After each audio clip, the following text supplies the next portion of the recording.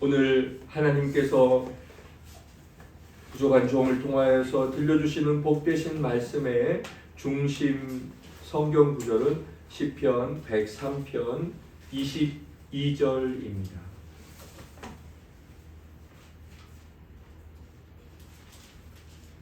시편 103편 22절.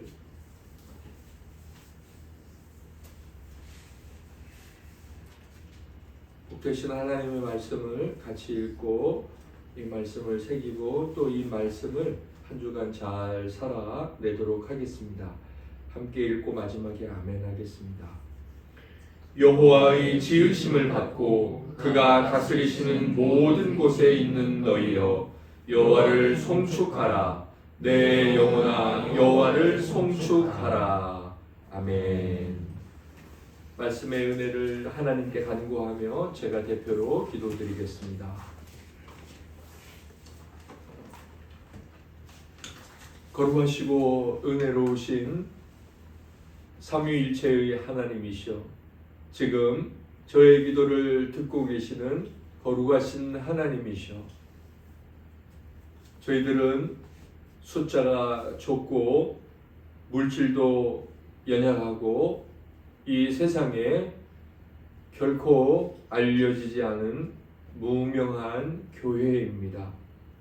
그러나 당신께서 서머나의 교회를 향하여서 너희는 작지 않고 너희는 가난하지 않으며 오히려 부하도다 말씀하심으로 그들이 비록 세상에는 무명하였으나 하나님께는 지극히 잘 알려진 유명한 교회였음을 생각할 때, 비록 저희도 그렇게 세상으로는 무명하나 하나님께는 잘 알려진 교회로 서 있기를 소망합니다.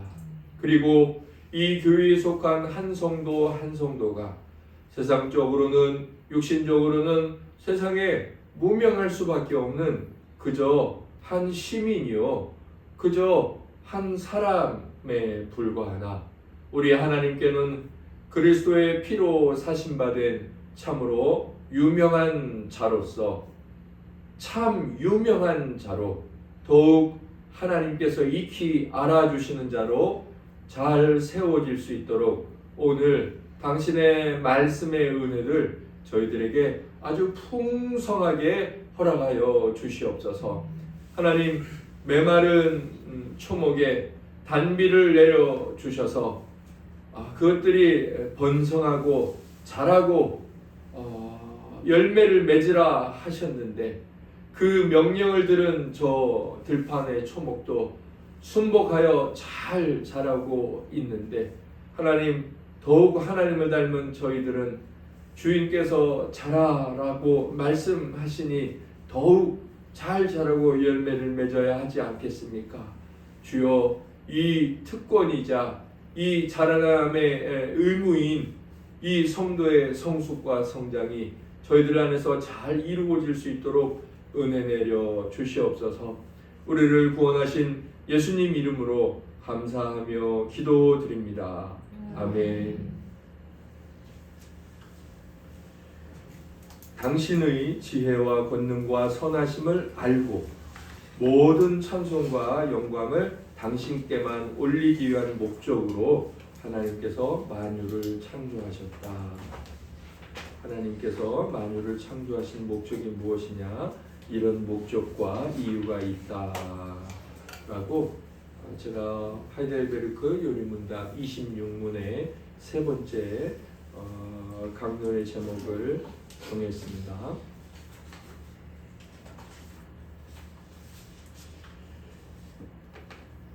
하이델베르크 요리문답을 해온 지 1년 반이 딱 지났습니다. 그리고 저희들이 지금 하는 내용은 하이델베르크 요리문답을 크게 세 부분으로 나누었을 때 위로의 내용이 되는 그 내용과 관련한 부분을 시작해서 진행하고 있습니다. 혹시 우리 성도님들께 제가 여쭤볼 텐데 아시면 대답하시기 하셔도 되고 잘 기억이 안 나시면 모르셔도 됩니다. 지금 우리의 위로가 되는 것은 복음이고 복음은 성경에 나와 있는 주인을 향한 하나님의 사랑이라고 할 수 있는데 그 복음의 내용을 잘 요약해 놓은 우리가 주일마다 암송하고 있는 것 4글자로 그것을 지금 하고 있죠. 그래서 우리는 그것을 뭐라고 말하죠? 네, 이 집사님 부부가 아름답게 합창하듯이 마음이 맞으니까 입술도 잘 맞아서 또박또박 잘 대답하셨습니다. 사도신경을 하고 있습니다. 그래서 하이델베르크 요리 문답의 핵심이 되는 2번째 위로의 내용이 뭐냐? 그것은 사도신경에 잘 나와 있고 그래서 하이델베르크 요리 문답은 본론 부분에서 사도신경을 아주 집중적으로 아주 자세하게 설명하는 부분입니다. 그래서 우리가 사도신경을 몇 주 전에 상당히 오래전에 들어갔고 사도신경은 크게 몇 부분으로 되어 있다고 우리가 배웠었습니다. 사도신경은 크게 몇 부분으로 되어 있었죠? 정원혜 지사님 말씀하셨는데 제가 잘 못 들었어요. 죄송해요. 다시 한번 말씀해 주실까요? 사도신경은 크게 몇 부분으로 나눌 수 있다 그랬나요? 네? 제가 잘 못 들었어요. 네 부분에서 하나를 뺀 부분이라고 했죠. 네, 정원혜 지사님이 여러 바쁘고 또 우리 기억이 오래가지 못하죠. 3부분으로 되어 있다 그랬습니다. 사도신경 오늘도 내가 암송을 했는데 3부분으로 되어 있다? 그 3부분을 어떻게 나눈 걸까요?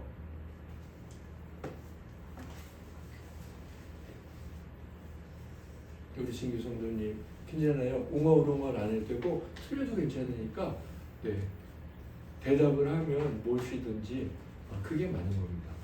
크게 사도신경은 이럴 때 우리가 하나님께 찬양의 영광의 박수를 올려드리고 또 임진규 성도님이 하나님께서 영광 받으실 때 덩달아 은혜를 받습니다. 하나님이 영광 받으시면 하나님 왜 영광 받지? 나 때문이구나. 그러면서 진규 성도가 은혜가 되죠. 사도신경은 성부, 성자, 성령 3구조로 되어 있습니다. 저희가 수도캠을 하면서 수요일에는 항상 동남교회를 갑니다. 참 규모가 있고 앞으로 이제 그 채널에 저희가 부른 특송이 올라올 텐데 제주도에서 규모 있고 목사님이 또 제주도 CTS에서 강의도 하시는 아주 잘 그런데 이번에 수요일에 깜짝 놀랐어요. 교리를 마침 이제 수요일마다 하고 계시는데 사도신경에 바로 이 성부 하나님 우리와 같은 부분을 하고 계셨습니다. 그래서 이번 주에 배운 것이 우리가 믿는 하나님은 전능하시며 창조의 주인이 되시며 또한 우리의 아버지가 되신다. 그걸 열심히 하고 계시더라고요. 우리가 마침 6월 마지막 온가족 함께주의 하기 전에 배웠던 내용이었습니다. 그런데 목사님께서 이런 질문을 하셨어요. 사도신경은 몇 부분으로 되어 있습니까? 아마도 그 전주에 배웠던 내용 같았습니다. 근데 성도님들이 아무도 대답을 못 하시더라고요. 그런데 우리 교회는 대답을 해요. 제가 혹시 우리 교회 성도님들이 대답할 분이 계실까? 사실 우리 교회는 한 2달 전에 배운 것 같은데 우리 진교 성도님이 기억을 했는지 혹은 유추를 해서 대답을 했는지 대답을 해서 제가 참 기쁘네요. 거기 성도님들이 참 많은 교회였는데 대답을 했습니다. 기뻤어요. 주님의 교회들이 하나님을 이렇게 잘 지식적으로 알아가고 그리고 복음의 핵심 교리들을 배워가는 이 문화가 너무 기뻤습니다. 너무 기뻤습니다. 오늘 저희들이 이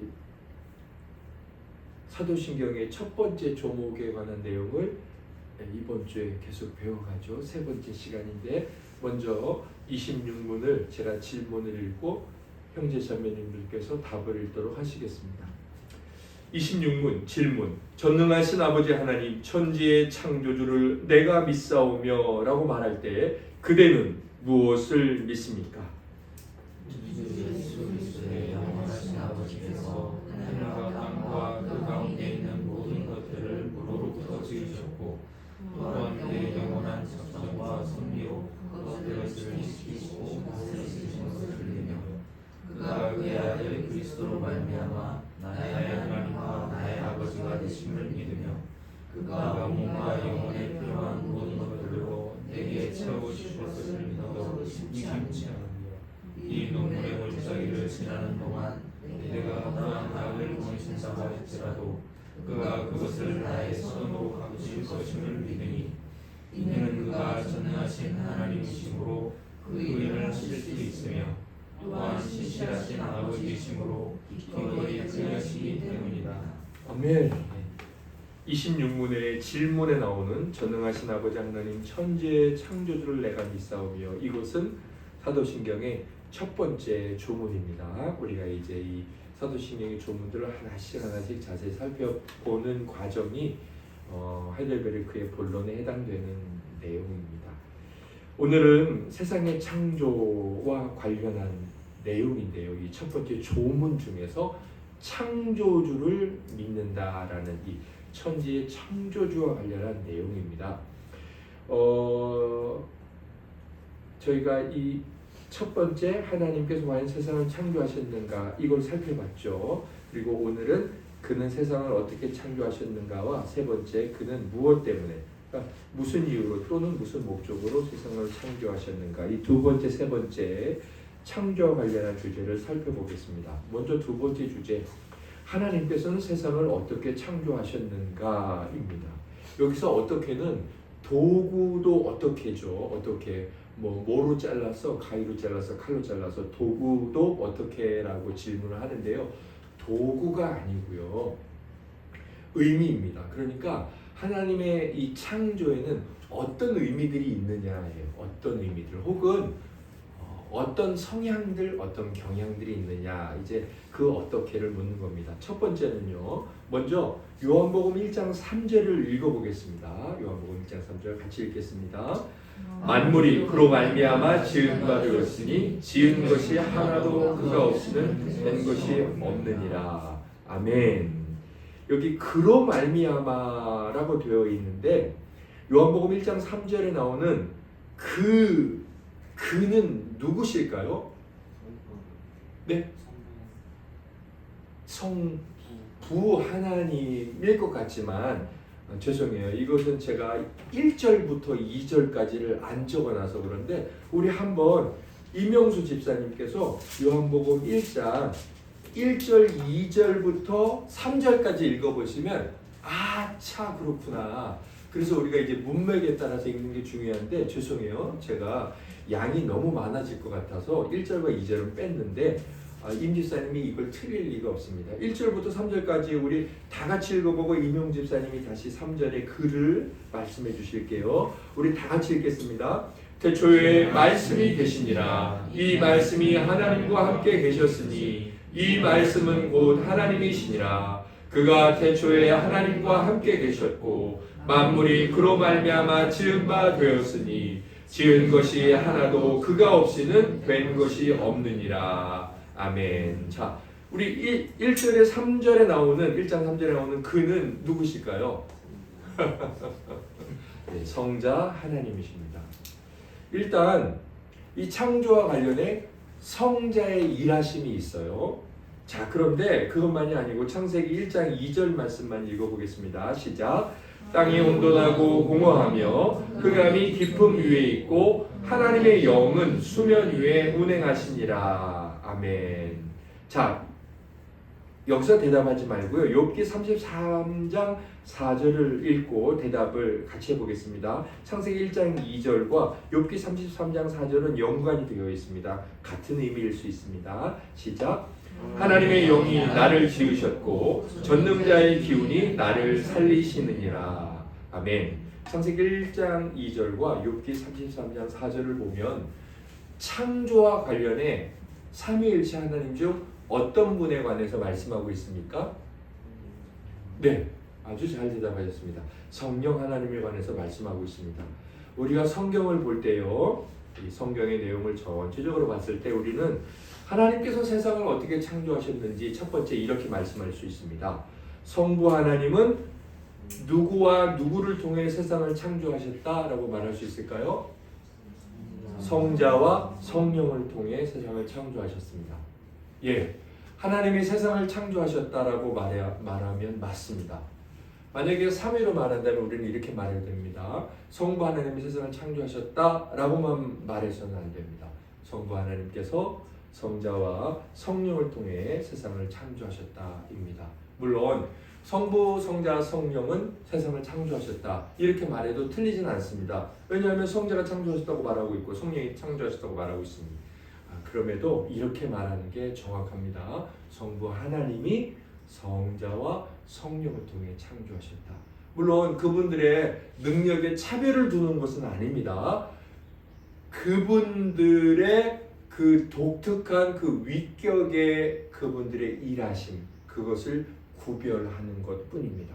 막 성부 하나님이 대장이고 성자 성령은 그 밑에 부하처럼 여겨지는 그런 표현이 아니라는 겁니다. 아무튼 어떻게 창조하셨는가? 이렇게 첫 번째로 창조하셨다는 것입니다. 두 번째, 하나님께서 세상을 어떻게 창조하셨을까요? 시편 115편 3절을 읽고 아멘하겠습니다. 시작. 오직 우리 하나님은 하늘에 계셔서 원하시는 모든 것을 행하셨나이다. 아멘. 두 번째는 이렇습니다.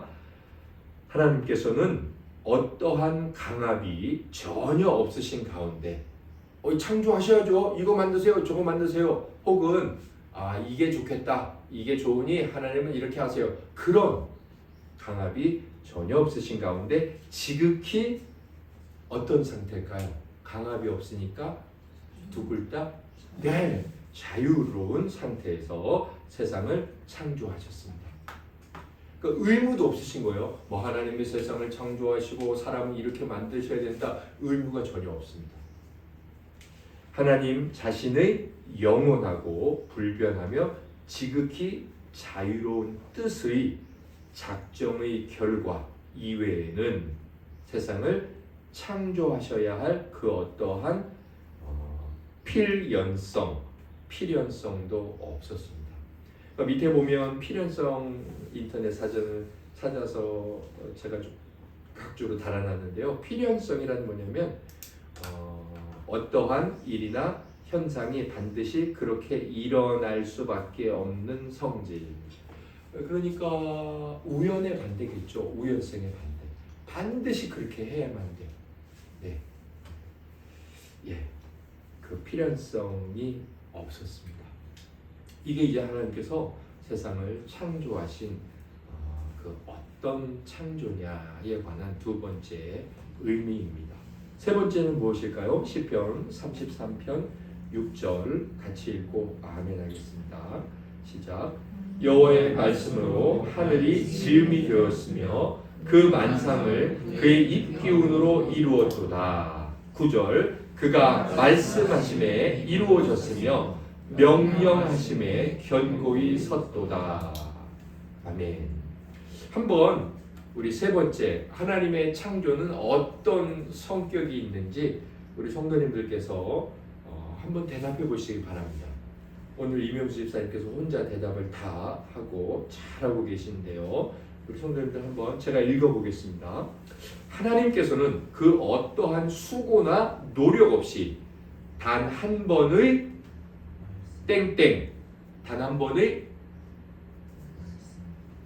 땡땡 그리고 땡땡 이 두 가지는 순서가 바뀌어도 상관이 없어요. 두 글자입니다. 그리고 다음에 나오는 건 한 글자입니다. 자, 두 글자 한 글자 단 한 번의 땡땡 땡땡 그리고 땡으로 뭘까요? 아무거나 상관없어요. 두 글자는 아무거나 먼저 대답하셔도 돼요. 그분이 대답하시는 걸 먼저 적겠습니다. 뭘까요?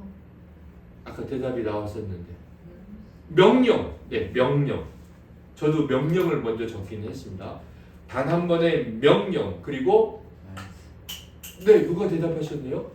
임진규 성도님 말씀. 네, 말씀. 그리고 뭘까요? 네, 힘. 입은 말씀에 포함이 되어 있다고 생각하니까 그분의 명령이나 말씀이 나오려면 이것들은 보이고 표현되는 거잖아요. 이것들이 어디로부터 나오는 걸까요? 그분의 우리 많이 말하는데 하나님의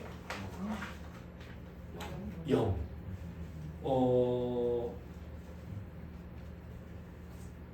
하나님의 영이 알고 있는 건 하나님의 뜻이죠. 네, 하나님의 뜻. 예. 네. 그리고 뜻으로. 이건 특별히 중요한 표현은 아니나 그래도 명령 말씀 뜻은 일관성이 있는 것으로 드러나 보여지는 것, 드러나 보이지 않는 것. 그래서 제가 이제 좀 큰 따옴표를 했는데 어렵죠. 자, 아무튼 하나님께서는 수고나 노력이 없이 단 한 번의 명령 말씀 그리고 뜻으로 세상을 지으셨는데 이는 최고의 형태의 활동이다. 두 가지가 담겨 있는 것 같아요. 하나님께서 이런 방식으로 하셨고 또 하나는 그 방식은 최고의 형태의 활동이다. 그러니까 하나님께서 이 세상을 창조하신 이것에 대해서 우리는 정말 찬양해야 돼요. 세상이 왜 이러냐, 왜 그러겠어요? 이제 죄로 오염됐으니까 그러겠죠. 하나님 만드신 이 창조의 본연의 모습은 아름다웠잖아요. 하나님께서 그것을 말씀하실 수밖에 없어요. 하나님의 평가는. 그래서 그분의 최고의 활동인 거죠. 네. 자, 이게 이제 창조에 담겨 있는 어떤 의미고요. 네 번째 중요한 세상이 어떻게 창조되었느냐와 관련한 이것은 성경 구절에도 많이 나오지만요. 하이델베르크 교리문답에 있는 내용을 제가 조금 중간에 발췌를 했는데 우리 같이 읽어볼까요? 시작. 하나님께서 만물을 무로부터 창조하셨다는 사실은 우리에게 큰 위로가 된다. 하나님이 진정 만물을 무로부터 창조하셨다면 그는 능히 우리를 보존하실 것이요 악인의 악한 도모와 계교들을 무로 돌리실 수 있을 것이기 때문이다. 아멘. 아멘. 네 번째 뭐라고 표현할 수 있을까요? 하나님께서는 무로부터 아무것도 없는 것으로부터 만물을 창조하셨습니다. 그러니까 이제 진화론, 진화 주장 학설, 과학이 아니죠. 가설인데 이것은 뭔가 최소한의 존재를 말하잖아요. 빅뱅 이론이라든지 아무튼 최소한의 물이라든지 최소한의 존재를 말합니다. 그러니까 하나님을 부인하는 것인데 사실은 모든 세상은 물로부터 하나님께서 만물을 창조하셨다라고 말씀하고 있습니다. 자, 다섯 번째, 이 창조에는 어떤 성격이 있을까요? 창세기 1장 31절을 보겠습니다. 시작. 하나님이 지으신 그 모든 것을 보시니 보시기에 심히 좋았더라. 저녁이 되고 아침이 되니 이는 여섯째 날이니라. 아멘. 우리 이것을 보시면서 하나님이 지으신 모든 것을 보시니 심히 어떻다고 말씀하는가요? 심히 좋았다라고 말씀합니다. 네, 좋았다는 거죠. 오케이, very good, wonderful 그렇게 말씀하신 거죠. 다섯 번째 보시면요, 하나님께서는 이런 성경 구절을 볼 때 지극히 지혜롭게 또한 지극히 선하게 만물을 창조하셨으니 선이라는 것은 우리는 선악을 생각하면서 착한 그런 느낌을 많이 받는데 좋다의 대표적인 표현이죠. 선하게 만물을 창조하셨으니 곧 만물을 그 종류와 정도에 따라서 완전하게 지으셨다. 완전함도 선함, 좋음에 같이 이렇게 동일한 의미로 사용할 수 있죠. 그래서 그 뒤에 의미가 중요한데 이 선하다, 완전하다 이게 뭐냐면 만물은 원래 처음에 결함이 있는 상태나 뭐 죄가 있거나 뭐 어떤 형태의 악이 있는 채로 창조되었느냐 전혀 아니다라는 거예요. 선하고 완전한 상태라는 것은 결함, 죄, 악이 전혀 없는 상태다 이렇게 말씀하고 있다는 겁니다. 그러니까요 우리가 뭐 어떤 식으로든 신을 부인하다가도 돌연 책임을 떠넘길 때는 신을 돌연 인정하죠. 뭐 하나님 없어 이렇게 말하다가도 뭔가 문제를 떠넘길 땐 도무지 책임 원인을 찾을 수는 있지만 그걸 하기 싫은 거예요. 그러니까 회피하는 거죠. 인간의 죄악들. 아니 왜 이렇게 홍수가 나서 신은 우리를 괴롭혀. 느닷없이 신을 부인하던 사람들도 그때만큼은 신을 인정해요. 일단은 거기서 일체적 모순이 있는데 그 다음 모순은 뭐냐면 분명히 세상은 그런 세상이 아니었다는 거죠. 세상은 물이 홍수가 날 수 없는 적정량이 흐르고 있었어요. 말하자면 하나님이 만드신 선함은 보기 좋았다는 것은 그런 상태죠.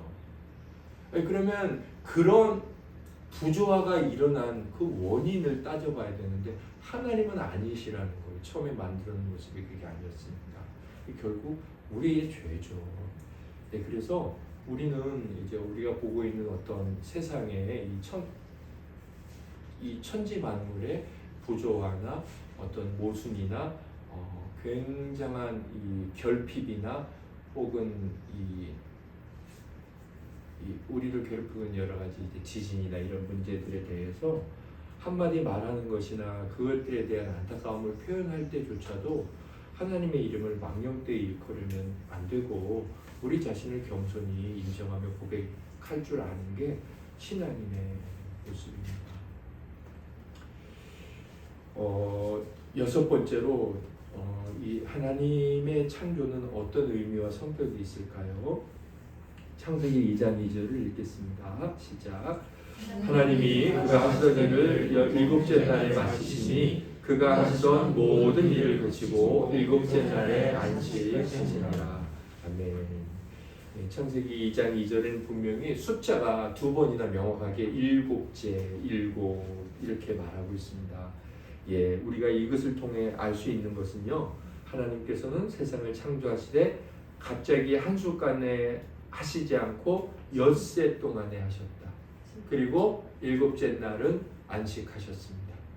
네, 분명히 하루 이틀의 그 하루 이틀입니다. 분명히 그렇습니다. 네. 그 다음에 일곱 번째 하나님의 창조는 어떤 의미와 성격이 있을까요? 창세기 1장 1절입니다. 태초에 하나님이 천지를 창조하시니라. 아멘. 예, 일곱 번째 보시면 하나님께서는 세상을 영원 전에 창조하신 것이 아니요 특정한 시점에 즉 시간의 시초에 창조하셨습니다. 네. 태초라는 그러니까 태초 시간의 시작. 네. 어거스틴은 그래서 이 시간과 관련해서 시간도 하나님의 피조물이다라고 이야기를 합니다. 그러니까 이 시간은 사실 굉장히 표현하기 어렵죠. 시간은 개념인 거죠. 과거, 현재, 미래는 개념이죠. 정의 내리기가 굉장히 모호한 개념입니다. 시간은 우리에게 변화를 가져오죠. 시간이라는 건 우리가 변화를 겪는다는 겁니다. 어린아이가 청년이 되고 할아버지가 되고 변화를 겪는다는 거예요. 쇠는 녹슬죠. 나무는 자라고요. 변화라는 의미가 담고 있습니다. 하나님은 변하지 않죠. 그래서 하나님은 시간 위에 계시죠. 하나님은 시간에 영향을 받지 않으세요. 그래서 그분은 시간 위에 계세요. 그런데 만들어진 모든 존재는 변화를 겪어요. 그 말은 시간 아래에 있다는 거죠.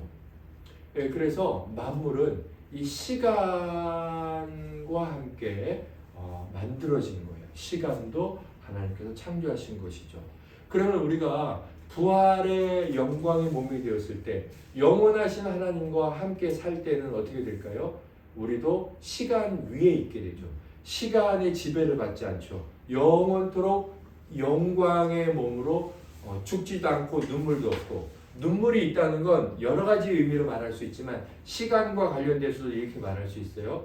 우리는 이 땅에서 생로병사, 희로애락을 겪잖아요. 기쁘고 화가 나고 슬프고 즐겁고. 그런데 시간의 지배를 받지 않는 그 일이 없다는 거예요. 영원토록 하나님 앞에서 하나님 주시는 기쁨과 영광의 상태로 계속 있다는 거죠. 자, 아무튼 특정한 시점에 시초에 창조하셨고, 이것과 관련되어서 시간도 하나님에 의해 창조된 것이다, 이렇게 생각할 수 있습니다. 제가 밑에 우르시누스께서 이렇게 그 당시에 있었던 지구의 나이, 아니 세상의 나이가 얼마나 됐을까, 창조 때부터 성경에 나오는 인물들의 나이와 그 시대를 가지고 뭐 멜라니톤이나 루터나 제네바의 성도들, 뭐 칼빈을 중심으로 한 그분들이 주장했던 시간을 제가 이제 더했습니다. 아무래도 저희는 한 400년을 더 더해야 될 거예요. 그래서 그 당시에 이제 우르시누스가 쭉 계산한 거 보면 멜라니토는 5986년, 제네바는 5969년이 됐다. 현재 지금 이제 오늘 2026년까지 봤을 때 루터는 5986년. 근데 이렇게 써놨어요. 이게 참 제게 은혜가 되었습니다. 작은 숫자는 약간씩 다르죠. 그런데 큰 숫자는 충분하게 일치하죠. 5900년, 5900년. 지금이에요. 지금 만물의 나이가 6000년이 됐죠. 이 계산들은 작은 숫자에 있어서는 약간 다르나 큰 숫자에 있어서는 충분하게 일치한다. 네. 그 다음에 제가 이렇게 써놨어요. 세상은 영원 전에 창조되거나 무한대에 가까운 시간이 흐르면서 뭐 2만 년 뭐 이렇게 형태를 갖추게 된 것이 아니라 일정하고도 분명한 시작이 있다. 뭐 그러니까 진화론자들이 주장하는 그 주장의 근거가 뭐예요? 아니 이 정도가 되려면 시간이 이 정도는 지나야 돼, 그거잖아요. 그거. 네? 그거죠. 그러니까 이제 이 낡아짐의 정도를 가지고 시간을 측정하는 건데,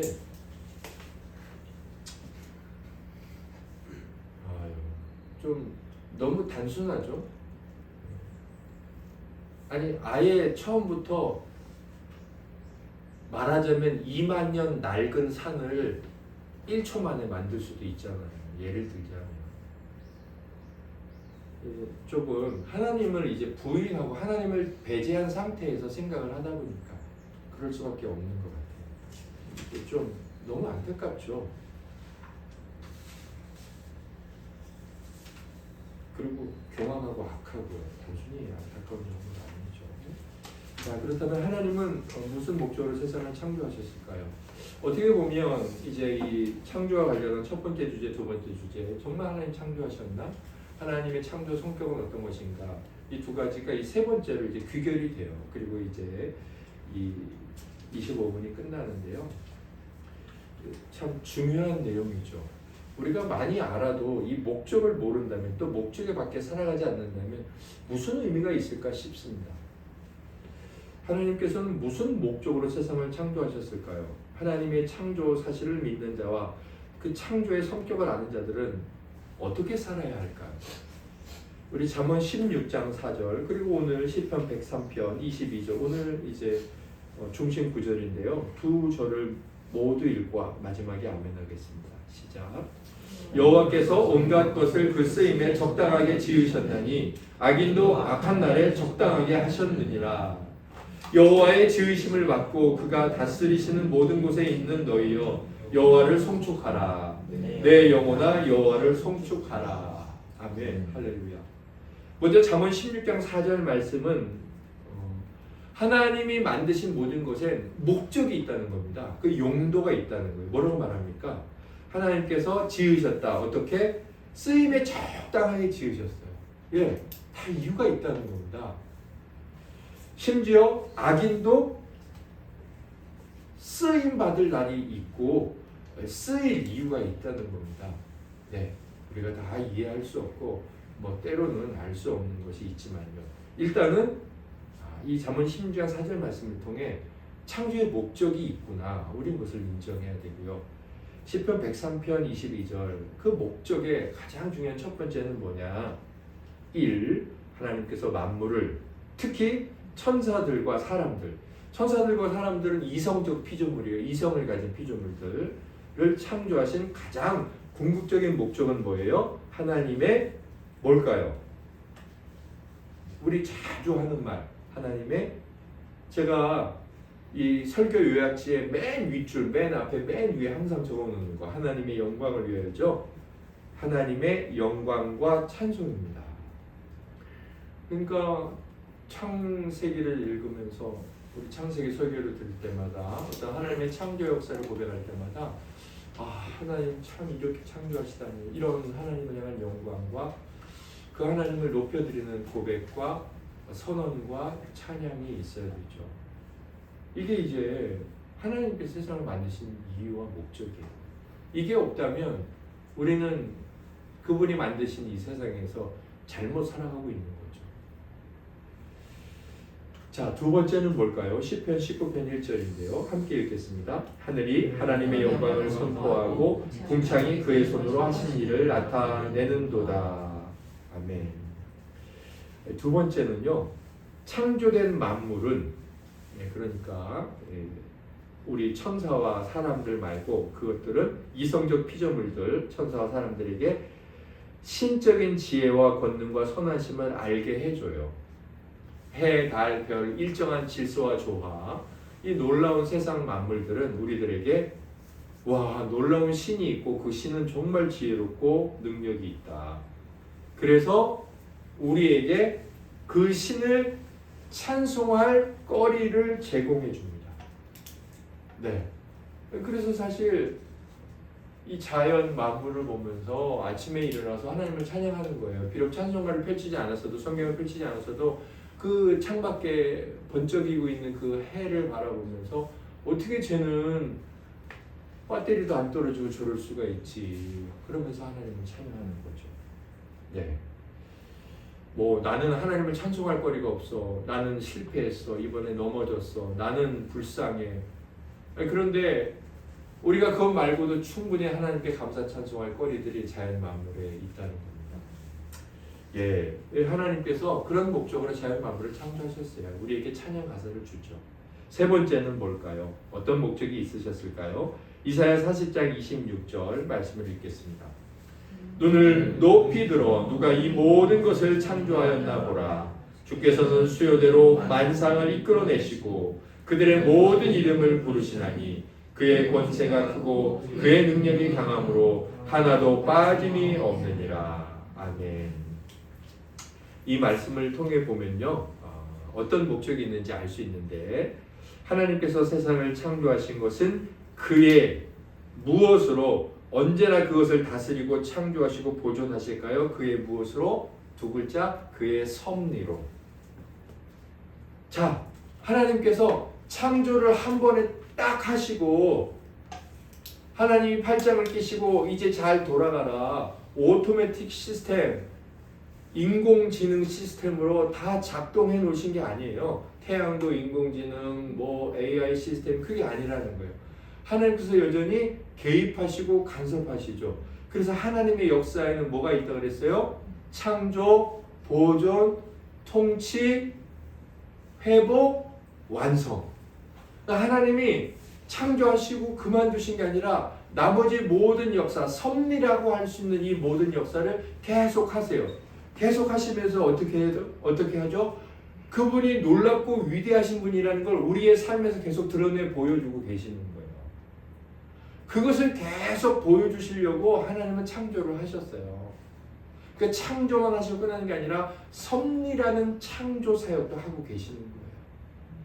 그래서 이 하나님의 목적이 지금도 이루어지고 있는 거죠.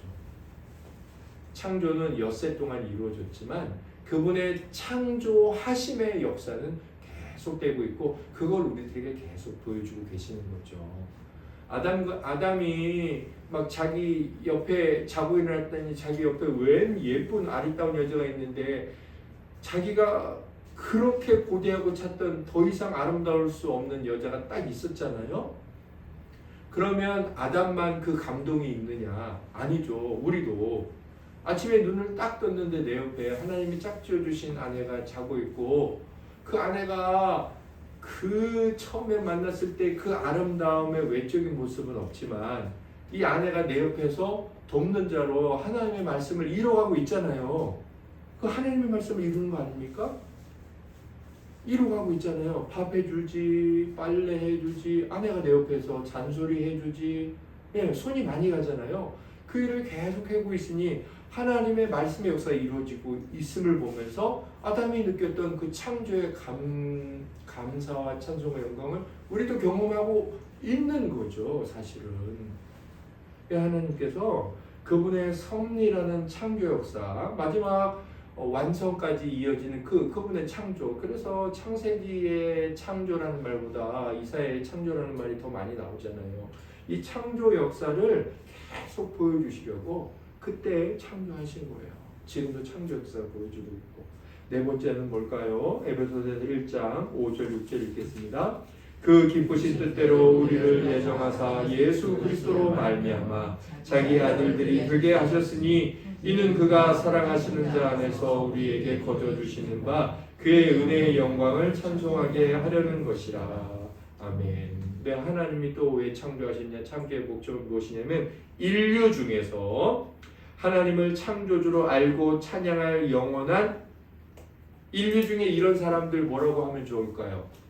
신자, 성도 이렇게 말할 수도 있고 또 이렇게도 말할 수 있어요. 교회를 자신에게로 모으시려고 세상을 창조하셨습니다. 네. 그러니까 이 세상이 있는 동안은 교회가 사라질까요? 안 사라질까요? 안 사라져요. 교회는 영원합니다. 성도. 네. 그게 하나님의 창조 목적이기 때문입니다. 자, 또 이렇게 말할 수 있어요. 지금 이 세상이 3차 대전이 일어나서 멸망했어도 100번 멸망했을 것 같아요. 그런데 왜 안 멸망할까요? 이 교회를 자기에게로 모으시는 하나님의 이 역사, 이 계획, 세상을 만드신 다음에 그런 목적이 있었는데 그 목적이 아직 안 이루어진 거예요. 아직 안 이루어진 겁니다. 그 목적이 이루어지는 날 세상을 하나님 만드신 이 만유는 이제 하나님의 뜻대로 심판을 받고 다시 하나님의 영광스러운 새 예루살렘, 새로운 나라로 우리가 부활체가 되는 것처럼 그렇게 새 세상이 되겠죠. 네. 이게 창조의 목적입니다. 그러니까 우리 교회가 얼마나 아름답습니까? 세상이 만들어진 목적을 이루고 있는 거예요. 여러분들 한 분 한 분이 얼마나 아름답습니까? 세상을 왜 만드셨어요? 하나님이 나를 구원하시려고 만드셨다는 그 벅찬 감동과 감격이 우리에게 있어야 되는 거죠. 마지막 5번째로 하나님은 어떤 목적으로 세상을 만드셨을까요? 고린도서 3장 22절을 읽어보겠습니다. 바울이나 아볼로나 게바나 세계나 생명이나 사망이나 지금 것이나 장래 것이나 다 너희의 것이요 너희는 그리스도의 것이요 그리스도는 하나님의 것이니라. 아멘. 바울이 이제 막 야 니네들 왜 싸우고 있어? 뭐 나는 바울파, 아볼로파, 게바파 야 싸우지 마 그러면서 뭐라고 말하니까 야야 쓸데없는 짓 하지 마. 너희들은 다 세상 만물은 우리나 다 너희 것이고 너희는 그리스도의 것이고 그리스도는 하나님의 것이다. 이제 이 말이 뭐냐면 세상 만물 모두 나도 너희를 위해서 헌신하고 수고하는데 그 다 하나님이 너희를 위해서 주신 것이야. 또 너희들 자신은 그리스도를 위해 주신 거야. 다 그리스도 것이야. 그리스도는 또 하나님의 것이야. 이렇게 말씀하고 있죠. 성부와 성자. 만물이 5번 사람의 특히 택한 자들의 행복과 위로와 구원의 기여하도록 그런 목적을 가지고 세상 만물을 만드셨어요. 그러니까 봄에 꽃 피는 거, 가을에 단풍 지는 거 하나님이 누구한테 행복하게 하려고 만드셨어요? 우리 하나님의 자녀들. 물론 사람들에게 기쁨을 주려고 만들었지만 특히 예수 믿는 사람들에게. 그러니까 우리가 마음껏 즐겨야 됩니다. 하나님께서 일반 은혜로 주신 것들 가운데 그런 자연이 있고요. 클래식 음악이 있고 명화가 있습니다. 우리의 신앙을 해치지 않는 선에서 우리 기쁘게 즐겨야 돼요. 뭐 기도만 하면 되지 약은 왜 먹어 병원에 내가 수술을 왜 받아 아니요. 하나님께서 공부 열심히 하게 해서 똑똑한 사람들에게 일반 섭리의 은혜를 주셔서 그런 기술을 발전하게 하시고 누리게 하셨어요. 그러니까 기도하고 병원에 가서 치료 받아야 되죠. 왜? 하나님께서 우리들에게 치료의 회복의 도구로 주셨잖아요. 네. 그래서 특히 택한 자들, 성도들, 교회들의 위로와 구원에 기여하도록 하며 그것들이 각기 특정한 영역에서 도움과 도구들이 되어 그들로 하여금 하나님께 찬송을 돌리게 하기 위함이다. 오함의 할렐루야 하나님께서 의사 공부 열심히 하게 하고 비록 그 사람은 안 믿지만 좋은 기술을 갖게 하시고 나에게 물질도 주셔서 치료하게 하셨네. 하나님 할렐루야 당신을 찬양합니다. 이렇게 여러 만물 또 그 만물들을 섭리하는 가운데서 역사하신 하나님의 역사의 도구들을 우리를 위해서 우리를 하나님이 우리에게 행복해라 잘 누려라 즐겨라 우리 특별한 자녀들에게 이렇게 기여하게 하시려고 세상을 창조하시는 거예요. 우리가 이 특권을 거룩하게 누려야죠. 하이델베르크 요리문답이 이 부분이 은혜가 되었어요. 그래서 제가 그대로 가져왔는데 보세요. 하나님께서는 자기 자신을 위하여 사람을 창조하셨고 또한 사람을 위하여 다른 만물들을 창조하셔서 자, 그 다음에 거꾸로 그것들이 사람을 섬기게 하시고 다시 사람을 통해서는 하나님을 섬기도록 하셨다. 자, 그래서 어떻게 돼요? 피조물들을 하나님의 위치에 놓으면 안 되죠. 안 돼요. 왜? 순서가 어떻게 돼요? 하나님, 사람, 피조물이잖아요. 그리고 섬기는 방향은 다시 피조물이 사람을, 사람은 하나님을. 그런데 거꾸로 돼가지고 사람이 피조물을 섬긴다. 어떻게 되겠어요? 지금 그런 세상이 됐잖아요. 돈 사랑해, 세상의 명예 사랑해, 영광 사랑해, 자기 육신의 껍데기 사랑해. 예, 이 세상의 사랑 사랑해. 우상숭배죠. 그래서 피조물들을 하나님의 위치에 놓게 되면 우리가 우리 자신을 하나님께서 할당하신 그 위치에서 벗어나게 만들게 되는 것이다. 하나님께서 할당하신 우리의 위치는 뭐예요? 원래 하나님이 위에 계시고 그 밑에 사람이 있고 그 밑에 피조물이 있어야 되잖아요. 그래서 이거는 우리가 누리고 우리는 또 하나님이 누리셔야 되는데 우리가 이걸 섬긴다 그러면 우리가 어디로 가게 됐어요? 피조물 밑에 가게 돼 있죠. 왜냐하면 섬기는 게 다스리는 방식으로 해 놓으셨으니까. 그러면 피조물 아래서 우리가 살게 되죠. 가만 보시면요. 지금 가만 보세요.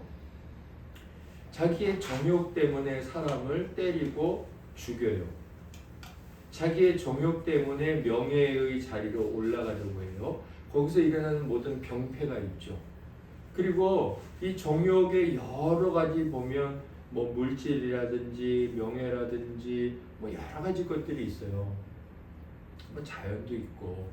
근데 사실 뭐 하나님이 주신 섭리의 창조로 주신 우리 안에 인간의 기술과 지혜 이거 하나님 다 주신 거죠. 근데 이런 것들 가지고 무언가를 발전하는 건 나쁜 게 아니에요. 근데 그 발전한 것을 가지고 어떻게 하죠? 이제 그것의 지배를 받죠. 지금 이제 가장 두려운 게 뭐예요? 제가 셀 모임 때 나눴는지 모르겠지만 우리 가정에서 몇 번을 나눴는데 그 AI 큰 세계 업체 중에 지금 엔트로픽이라고 가장 실력이 좋은 그 회사가 원래 이제 오픈 AI 챗GPT랑 함께 사업을 하다가 나왔잖아요. 왜냐하면 여긴 돈을 강조하고 이 사람은 인간에게 위험한 일을 하지 말자. 그런데 실력이 어디가 가장 좋아졌죠? 지금 이제 엔트로픽이 가장 좋아졌죠. 그게 만든 게 미토스잖아요. 미토스는 모든 해킹을 모든 걸 다 해킹할 수 있어요. 그래서 아직 우리나라에는 미국이 열어주지 않았죠. 미국 주 업체들만 열어줬고 뭐 국가기관에만 몇 개 열어줬는데 그 미토스의 가장 큰 특징이 뭐냐면 인간이 만들어 놓은 그 AI가 더 이상 인간의 손길을 필요로 하지 않아요. 지금 계속 뭐 하죠? 업그레이드 버전이 나오잖아요. 근데 그건 업그레이드가 필요가 없는 거예요. 왜? 자기 스스로 문제를 발견하고 자기 스스로 계속 좋아하죠. 자, 여기서 나오는 문제는 뭐예요? 인간의 손길을 필요로 하지 않는 순간 인간 위에 간다는 거죠. 지금도 인간 위에 있는데. 그래서 이 사람이 이제 심각성을 느끼고 젊은 친구예요. 교황을 만나고 중요한 인사들과 한 자리에 서서 어떤 일이 있어도 AI는 인간의 통제를 받아야 된다는 국제 협약을 맺고 우리 함께 그것을 주장하자. 그래서 한 달여 전인가 교황을 만났어요. 이 대표가. 저는 우리가 이 하나님이 말씀하신 그 어떤 지배 구조가 있잖아요. 지배 구조. 저는 이제 지배 구조라고 생각합니다. 그리고 그게 행복 구조라고 생각해요. 하나님, 인간, 나머지 모든 것. 저는 이게 지배 구조이자 나쁘게 표현하면 그러나 이게 행복 구조라고 생각해요. 하나님 아래에는 인간이 있어야 되고 인간 아래에는 물질이 있어야 돼요. 그러니까 모든 피조물이 있어야 돼요. 그게 행복한 구조라고요. 그런데 하나님은 절대 이 구조를 안 바꾸시죠? 그럼 이 구조를 바꿀 수 있는 건 누구예요? 이게 아니에요. 인간이라고요. 왜냐면 이성적 피조물이기 때문에 이것만 바꿀 수 있다고요. 마귀랑 천사, 그러니까 천사와 인간만 이 구조를 바꿀 수 있어요. 맨 밑에 있는 존재는 바꿀 수가 없어요. 하나님은 안 바꾸셔. 이건 못 바꿔. 그럼 바꿀 수 있는 존재 가능성이 인간에게 있었는데 인간이 한번 바꿨죠? 바꿨습니다. 그리고 이제 그것이 시작이 돼서 계속해서 어떻게 됐죠? 이제 서서히 하나님을 등졌잖아요. 이 구조를 깨버렸잖아요. 그런데 문제는 뭐예요? 이 구조를 깨고서 자기가 이 구조에 계속 있을 수 있느냐, 이걸 지배할 수 있었느냐? 아니죠. 이 구조를 깬 순간 어떻게 되죠? 인간은 이제 이 구조로 내려갔어요. 그래서 지배를 받게 되죠. 하나님이 이제 이것을 회복하시려고 인간을 다시 중간 하나님 아래로 오는 하나님의 자녀가 되는 것으로 예수 그리스도를 통해 이제 회복을 하셨어요. 그래서 가능성은 있죠. 행복의 가능성이 있어요. 그래서 예수 그리스도를 믿는 게 행복인 거죠. 왜냐하면 하나님은 우리에게 꾸준히 절대로 우리가 피조물 아래 내려가는 걸 원하지 않으셨으니까. 사실은 이제 지금도 뭐 우리가 굳이 이 피조물 아래 내려갔기 때문에 피조물을 섬기는 게 아니라 하나님을 무시하는 것 자체, 그러니까 우리 위에 있는 구조물을 깨뜨리는 것 자체가 내려가는 거예요. 그래서 저는 우리 지체들에게 이렇게 강력히 권면합니다. 나는 따로 돈도 안 사랑하고 세상에 먹고도 안 사랑해. 그러나 하나님의 뜻 따르기를 싫어하면 똑같은 겁니다. 그러니까 쟤는 좀 이상해라고 심한 말을 들을 정도로 그냥 말씀대로 사세요. 그냥 주일은 주일 딱 지키고 그냥 나는 그렇게 살기로 결정했어. 뭐 다른 건 타협하지 않아. 그렇게 그냥 각오하세요. 그리고 무시당하거나 뭐 이상한 소리 듣거나 그냥 그렇게 사는 거예요. 네, 그냥 돈 조금 벌어도 괜찮아. 근데 참 눈물겹죠. 저도 이렇게 보면서 우리 임 집사님이 지금 이 회사에 갈 때까지 겪었던 그 눈물겨운 과정을 알죠. 그때 뭐 용기 있게 갈 데도 없으면서 나는 뭐 주일 안 쉬게 하면은 이 회사 취업 안 하겠습니다. 뭐 정신 나간 얘기를 했지만 하나님은 바로 취업시켜 주셨죠. 저희는 좀 정신 나간 사람이죠. 우리는 정신 나간 사람이라고요. 너무 어려워요. 이게 정말 어렵다고요.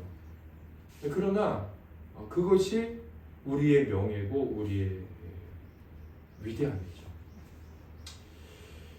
제가 이제 이 세상 창조 교리의 적용이라고 네 번째 이렇게 좀 정리를 해봤는데 세상 창조의 교리를 우리에게 다음과 같이 적용할 수 있다. 이제 이걸 실제 그럼 어떻게 적용해 볼까? 창조를 배웠다. 그러면 먼저 우리의 삶은 하나님께 모든 영광을 돌리는 것이다. 그리고 그의 지으신 세계로부터 그의 지혜와 권능과 선하심을 이제 알고 세상에 그저 돌아가는 게 아니구나. 하나님이 일하시는구나. 그리고 그거를 인정해야 한다. 자, 자, 영광 돌리고 인정해야 된다. 또한 그러니까 이게 적용이니까 우리 삶에 이게 있어야 되죠. 또한 창조된 모든 만물들에게서 우리의 신뢰를 거두어드리고, 그러니까 이 창조되어 있는 하나님 말고 모든 것들에서 기대감, 막 이제 집 하나 장만해 놓으면 이제 뭐 노후 걱정은 없어. 그게 나쁜 건 아니에요. 그렇게 해도 돼요. 그리고 해야죠. 그러나 거기에 기대를 두는 게 아니죠. 하나님이 성경에 있잖아요. 내가 너 오늘 밤 데려가려면 그러는데, 내일 새 집에 이제 계약서를 찍으려고 하는데 하나님이 그날 밤 나타나셔서 오늘 가자. 그럼 어떻게 하라는 거예요? 그러니까 우리의 신뢰를 거둬들이는 거죠. 그걸 집 사세요. 돈도 모으시고 저축도 하시고. 그러나 신뢰는 두지 않은 거죠. 그래서 신뢰를 거둬들이고 오직 구원의 주인이신 하나님을 신뢰하여야 합니다. 이게 이제 우리 삶에 있어야 될 일이죠. 지난주에 제가 이 다이아몬드를 해왔는데 못 나눴잖아요. 근데 어떻게 오늘 나누다 보니까 오늘 마지막 이 창조교리의 적용과 딱 맞아 떨어져요. 지금은 이제 천국 가셨지만 한신교회라고 아마 강남인가 반포인가 어디인가 한신교회가 있어요. 지금도 있고 거기에 이중표 목사님이라고, 사실은 신학 자체는 저기 한신대예요. 이제 한신대 자유주의 신학. 그런데 그 목사님의 신학 자체는 우리 한국 교회에 참 굉장한 도전을 줬는데, 그 목사님이 주장한 게 뭐냐면 별세 신학. 별세가 뭐예요? 사망을 좀 높여서 말씀한 걸까요? 표현한 걸까요? 별세하셨다. 그러니까 죽음의 신학이에요. 그분이 주장한 거. 그냥 죽는 거예요. 예수 믿는 건 뭐냐? 그냥 죽는 거 아니에요. 죽는 거. 날마다 죽는 거. 그게 어디 나오냐면 누가복음 9장 31절 같이 읽어볼까요? 영광 중에 나타나서 장차 예수께서 예루살렘에서 별세하실 것을 말하시니. 우리 주님께서 제자들에게 이제 내가 죽는다 이제 이걸 말씀하셨어요. 제가 2주 전에 함께 지내는 복음 동맹 우리 클럽비 성교단에 매일 아침 원어 묵상을 올려주시는 이규택 목사님과 조병호 목사님을 만났습니다. 같이 이제 한 달에 한 번 만나서 식사하고 교제하는데 이날 만났는데 우리가 무슨 얘기를 하다가 이규택 목사님이 요 말씀을 하시는데 제가 너무 은혜가 됐어요. 그리고 제 나름대로 이규택 목사님 말씀하신 건 그게 아니었는데 제 나름대로 이것을 재해석하면서 너무 제가 은혜가 되더라고요. 이규택 목사님께서 이제 원어를 아카데미도 운영하시고 가르치시니까 이제 한 절 한 절 이제 원어 설교를 교회에서 하시는데 지금 누가복음 하고 계시대요. 봤는데 여기 별세하다. 이 별세하다가 밑에 제가 이제 써놨죠. 제가 찾아봤는데 그 원형은 엑소도스예요. 엑소도스. 근데 여기에는 엑소돈으로 쓰였더라고요. 엑소돈. 3인칭 단수, 엑소돈 이렇게 되어 있는데 엑소도스 제가 이 헬라어 사전을 영어로 찾아보니까 많이 있더라고요. 많이 있는데 이것도 있었어요. departure인가요? 이제 출발 이렇게 되어 있는데 출발은 가다, 떠나다 이런 여러 가지 의미가 있잖아요. 히브리서 11장 22절에 보면 거기에도 이 엑소도스가 있어요. 그러니까 별세가 있다는 거예요. 히브리서 11장 22절은 별세라는 단어가 없는데 어떻게 엑소도스라는 단어가 똑같이 쓰였지? 믿음으로 요셉은 임종시에 이스라엘 자손들이 떠날 것을 말씀하고, 한글로는 떠나다고 누가복음에서는 별세지만 똑같이 엑소도스예요. 엑소도스. 그래서 영어 성경으로 창세기, 출애굽기, 레위기, 민수기, 신명기 보시면 창세기 영어로 뭐죠? 현대에서 만든 자동차 G80, G70, 제네시스. 그게 창세기잖아요. 영어로 제네시스가 창세기입니다. 그 다음에 출애굽기 뭘까요? 출애굽기 누가 말했는데? 엑소더스. 그 엑소더스? 맞아요, 엑소더스. 영어에 이제 탈출, 뭐 나가다, 막 이런 거, 출발, 이게 엑소더스예요. 그런데 놀랍게도 별세, 죽음, 이것도 엑소더스예요. 이스라엘 백성들이 애굽의 노예 생활을 하다 430년 만에 탈출을 했어요. 엑소더스 했어요. 그들이 기뻤을까요? 안 기뻤을까요? 너무 기뻤죠.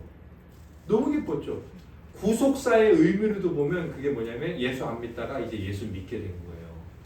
홍해 세례 받으면서 홍해 건너면서 예수 믿게 된 거예요. 너무 기쁜 거죠. 하나님의 자녀가 됐으니. 자, 그러면 별세, 죽음은 기쁜 거예요? 안 기쁜 거예요? 우리가 죽는 것, 엑소더스, 이거 기쁜 거예요? 안 기쁜 거예요? 기쁜 거죠. 이제 우리 안에도 그 믿음이 있어야 되죠. 이게 제가 첫 번째로 이규택 목사님은 다른 걸 말씀하셨는데 제가 그렇다. 죽음을 우리가 그냥 나 죽는 게 기뻐 이렇게 말할 수는 없지만 죽음의 깊은 의미를 생각하면서 하나님 앞에 참 감사해야 된다는 거죠. 이 땅에 곤고한 죄와 사망과 하나님 앞에 잘 살고 싶은데도 맨날 회개해야 되잖아. 그게 너무 죄송하잖아요. 이제 그거 없이 그걸 떠나게 되잖아요. 죄의 울타리에서 해방이 되잖아. 그런 의미를 생각해 보면 죽음이라는 것은 신자에게 참 아름다운 의미가 있다. 그런 생각을 하게 되죠. 또 하나 뭐냐면 또 하나 일반적으로 이 개혁주의 신학과 일반적인 경건한 이 신앙에서 성도들을 괴롭히고 성도들이 하나님 앞에 회개하게 만든 주요한 세 가지 이 죄성의 요인들이 있는데 첫 번째는 내 안에 있는 정욕, 두 번째는 마귀, 세 번째는 세상 환경이에요. 그래서 정욕과 마귀와 세상 환경의 유혹이나 시험이나 역사로부터 늘 이기기를 소망해야 합니다. 그러니까 늘 하나님 앞에 우리가 뭐 해야 돼요? 엑소도스 해야 되겠죠. 주님이 별세하실 것을 말씀하시고 별세하는 것은 하나님께로 가는 것이고 별세하는 것은 가장 하나님의 뜻을 이루는 일이잖아요. 결국 우리도 날마다 죽으면서 뭐에 대해서 죽어야 될까요? 내 안에 있는 육신의 정욕이 육신의 욕망, 죄가 가지고 있는 아주 극한 욕망이 있어요. 이기고 싶어 하는 거, 내 거 주장하고 싶어 하는 거, 고집 부리는 거, 불순종하려는 거, 말 정말 안 들으려고 하는 건 정말 많습니다. 그것들로부터 죽는 것, 그게 주님을 닮아가는. 또 마귀가 옆에서, 마귀는 하나님이 아니기 때문에 늘 마귀 탓하면 안 돼요. 맨날 기도할 때 마귀야 물러가라. 아니, 내 정욕도 있다고요. 마귀가 무소부지한 존재가 아니에요. 물론 졸개들이 있지만, 귀신들이 있지만 마귀 탓하면 안 돼요. 또 마귀만이 아니라 이 세상 환경들, 이 이생의 자랑, 안목의 정욕, 우리 몸 중에서 제일 욕심 많은 게 눈이에요. 뭐든지 다 갖고 싶어 하잖아요. 막 보기만 하면 갖고 싶고 먹고 싶고 내 거 하고 싶고. 우리 눈에 욕심이 얼마나 많습니까? 안목의 정욕. 아주 욕심쟁이죠. 죽을 때까지. 죽는 순간에도 그 담배 한 대 피고 죽겠다고 사형수가 말을 하더라고요. 아니 죽는데 눈이. 아니 뭘 그걸 왜 해? 아니 이제 죽을 건데 아주 거한 상을 차려놓고 먹고 싶대. 죽는데 이제 죽을 건데 그 눈을 가지고 매일 살잖아요. 그 세상 환경이 우리를 얼마나 유혹을 하겠습니까? 그래서 그것에 죽는 것, 그게 최력이에요. 그리고 그 별세는 아까 말씀드렸지만 엑소도스는 기쁨이잖아요. 그게 성도의 기쁨이라는 거예요. 그게 당장 될까요? 안 돼요. 하나님의 은혜가 임하고 성령께서 우리에게 역사할 때 우리 힘이 아닌 성령의 역사심에 우리가 순종해가면서 하나씩 경건을 이뤄가는 거죠. 정말 안 돼요. 몇 년, 몇십 년 이렇게 지나도 잘 안 돼요. 죽을 때까지 안 되는 게 있겠죠. 그러나 하나님 앞에 이것을 해가는 거죠. 예. 그래서 하나님이 우리에게 세팅해 주신 하나님 다음엔 우리다. 그리고 우리 밑에 이게 있는 거지. 그러면서 하나님을 잘 섬기고, 왜? 우리는 하나님의 것이니까. 그때 어때요? 우리 밑에 있는 것들이 우리를 잘 섬겨요. 돈도 날 잘 섬겨서 내가 고민하지 않아도 돈이 알아서 내 삶을 질서 있게 만들어요. 인생 여러 가지 염려하지 않아도 하나님께서 어느 순간 직장 이런 것들 잘 세팅해 두세요. 예, 하나님을 잘 섬기면 밑에 있는 것들이 나를 잘 섬긴다고요. 예, 그걸 믿고 그게 창조의 역사고 창조의 글이고 하나님 그렇게 살겠습니다. 하나님을 잘 섬기는 게 뭐예요? 예, 지금 망가진 내 마귀 이 세상 환경에 대해서 늘 엑소돈 하는 거죠. 엑소도스 하는 거죠. 별세하는 거죠. 주님 앞에. 그게 이제 창조의 신학의 그 창조의 그 원칙 안에서 살아가는 아름답고 복된 삶 아니겠습니까? 너무 힘들죠. 막 밑에서 끌어당기라고 날 섬겨 끌어당기라고 말 우리를 죄의 오염자 우리를 끌어당기니 얼마나 힘들겠습니까? 그러면도 그 힘듦을 살아내는 거죠. 이런 오늘 말씀으로 살아가게 하옵소서 한 주간도라고 아까 대표기도 하신 우리 이명수 집사님께서 기도를 드리셨으니까 우리가 또 함께 하나님의 은혜로 이 말씀의 은혜와 능력들을 성령 안에서 살아갈 수 있기를 예수님 이름으로 소망합니다. 다 일어나셔서 창조의 하나님께 우리의 나의 엑소도스를 고백하면서 날마다 하나님 주겠습니다. 고백하면서 541장을 불러 올려드리겠습니다.